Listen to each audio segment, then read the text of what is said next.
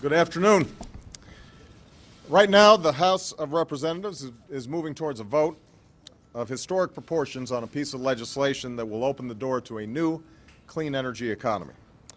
For more than 3 decades, we've talked about our dependence on foreign oil. And for more than 3 decades, we've seen that dependence grow.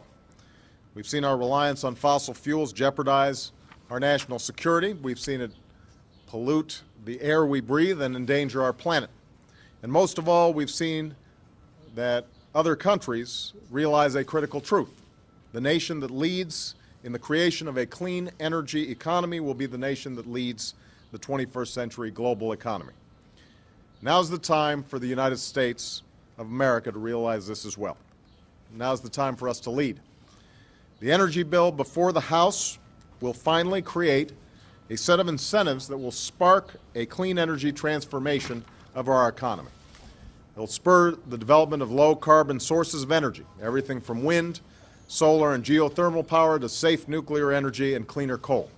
It will spur new energy savings, like the efficient windows and other materials that reduce heating costs in the winter and cooling costs in the summer.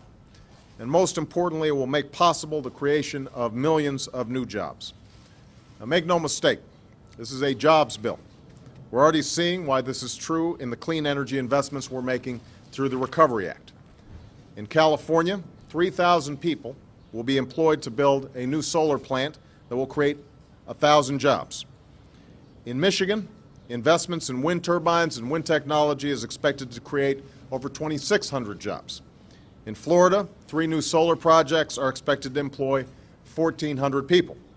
The list goes on, but the point is this. This legislation will finally make clean energy the profitable kind of energy. That will lead to the creation of new businesses and entire new industries. And that will lead to American jobs that pay well and can't be outsourced. I've often talked about the need to build a new foundation for economic growth so that we don't return to the endless cycle of bubble and bust that has led us into this deep recession. Clean energy and the jobs it creates will be absolutely critical to that new foundation. This legislation has also been written carefully to address the concerns that many have expressed in the past. Instead of increasing the deficit, it's paid for by the polluters who currently emit dangerous carbon emissions. It provides assistance to businesses and families as they make the gradual transition to clean energy technologies. It gives rural communities and farmers the opportunity to participate in climate solutions and generate new income. And above all, it will protect consumers from the costs of this transition so that in a decade, the price to the average American will be about the same as a postage stamp per day. Because this legislation is so balanced and sensible, it's already attracted a remarkable coalition of consumer and environmental groups, labor and business leaders, Democrats and Republicans. Now I urge every member of Congress, Democrat and Republican, to come together to support this legislation. I can't stress enough the importance of this vote. I know this is going to be a close vote, in part because of the misinformation that's out there that suggests there's somehow a contradiction between investing in clean energy and our economic growth. But my call to those members of Congress who are still on the fence, as well as to the American people, is this. We cannot be afraid of the future, and we can't be prisoners of the past. We've been talking about this issue for decades, and now's the time to finally act. There's no disagreement over whether our dependence on foreign oil is endangering our security. We know it is. There's no longer a debate about whether carbon pollution is placing our planet in jeopardy. It's happening.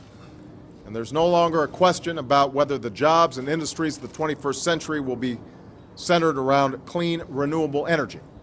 The only question is which country will create these jobs and these industries. And I want that answer to be the United States of America. And I believe that the American people and the men and women they sent to Congress share that view. So let's take this opportunity to come together and meet our obligations to our constituents, to our children, to God's creation, and to future generations. Thank you very much.